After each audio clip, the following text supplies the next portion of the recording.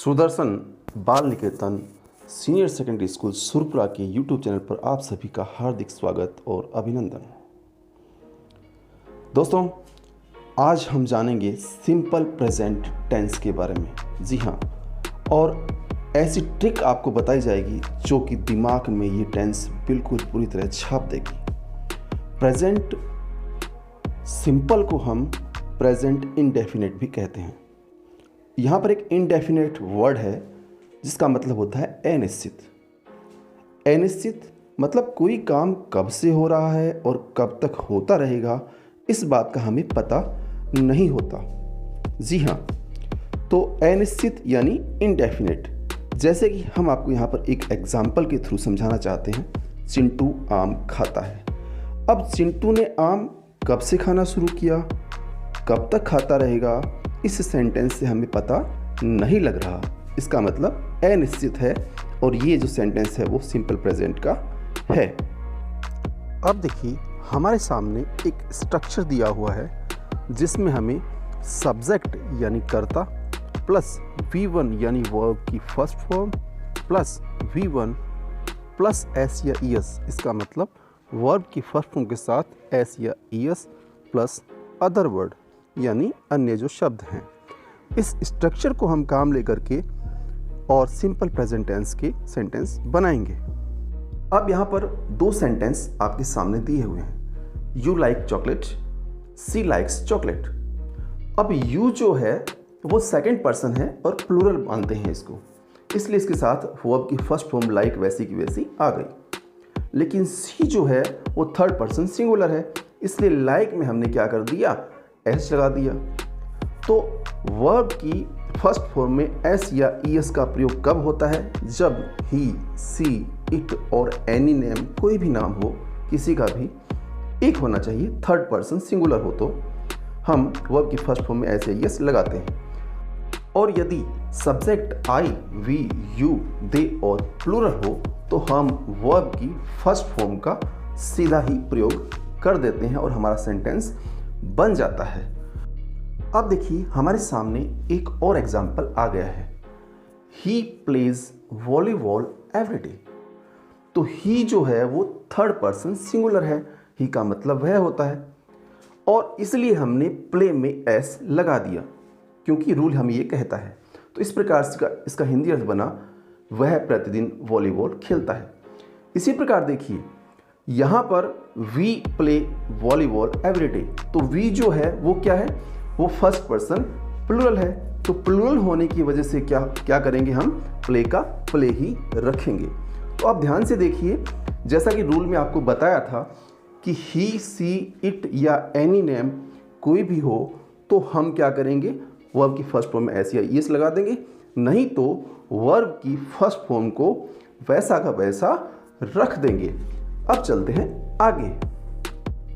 यहाँ पर हमारे सामने एक सेंटेंस है जो कि इंट्रोगेटिव है यानी प्रश्नवाचक। और प्रश्न बनाने के दो तरीके हैं, या तो आप WH वर्ड का यूज कर सकते हैं या फिर हेल्पिंग वर्ब्स आगे लाकर। यहाँ पर देखिए, इस टेंस के अकॉर्डिंग हेल्पिंग वर्ब डू और डज का प्रयोग होगा। अब चूंकि यहाँ पर सी जो है वो सिंगुलर नंबर है यानी थर्ड पर्सन है, सिंगुलर है, थर्ड पर्सन है, तो सिंगुलर यानी एक वचन है, इसलिए यहाँ पर डज का प्रयोग किया। और जब भी प्रश्न बनाए तो हेल्पिंग वर्ब को आगे लाना होता है। हेल्पिंग वर्ब, उसके बाद आपका सब्जेक्ट आ गया, फिर मेन वर्ब आ गया और उसके बाद अदर वर्ड आ गए। तो इस प्रकार से डज सी ईट चॉकलेट, क्या वह चॉकलेट खाती है। यहाँ पर एक चीज़ का आप ध्यान रखिएगा कि जिस टेंस में प्रश्न पूछा जाता है उसी में आपको जवाब देना होता है। तो यहाँ पर देखिए, हमारा टेंस कौन सा है, बिल्कुल सही, सिंपल प्रेजेंट टेंस। अब अकॉर्डिंग टू टेंस यानी टेंस जैसा कहता है उस हिसाब से यदि डू या डज हो तो चाहे सब्जेक्ट हमारा सिंगुलर हो या प्लूरल हो, यानी एक वचन हो या बहुवचन हो, वर्ब की फर्स्ट फॉर्म ही आती है। इस बात को आपको ध्यान में रखना है।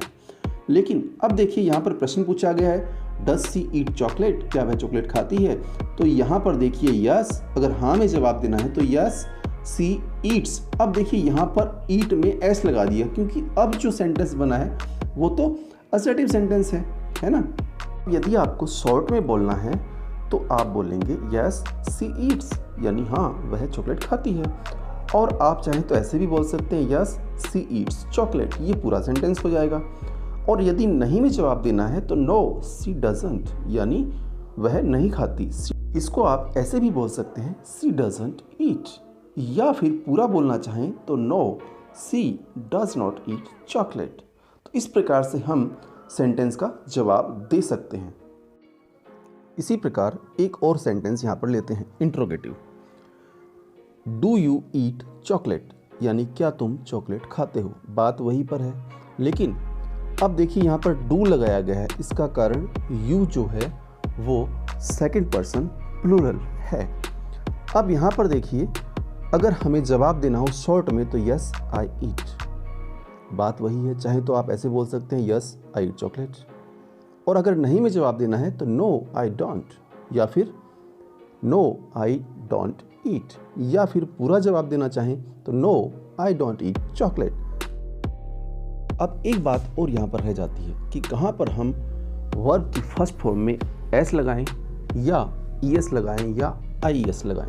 तो यहाँ पर देखिए, जब वर्ब के अंत में O, X, Z, C H, S H, double S ये हो तो आपको उसके साथ में ईएस जोड़ना है। जैसे देखिए गो, यहाँ लास्ट में ओ है तो गोज बना दिया। रीच में सी एच है तो देखिए ईएस लगा दिया। फिक्स में एक्स है उसी प्रकार से ईएस लगा दिया, और पास में डबल एस है तो हमने ईएस लगा दिया। और ये नहीं हो तो समझ लीजिए कि हमें एस का प्रयोग करना है। एक और रूल यहाँ पर है, जिन वर्ब का अंतिम अक्षर वाई हो और वाई से ठीक पहले व्यंजन यानी कॉन्सोनेंट हो तो वाई को हटाकर आईएस लगा देते हैं। देखिए यहाँ पर ट्राई में वाई से पहले आर है, कॉन्सोनेंट है, हमने वाई को हटाकर आईईएस लगा दिया। इसी प्रकार से आप वर्ब में चेंजेस कर सकते हैं।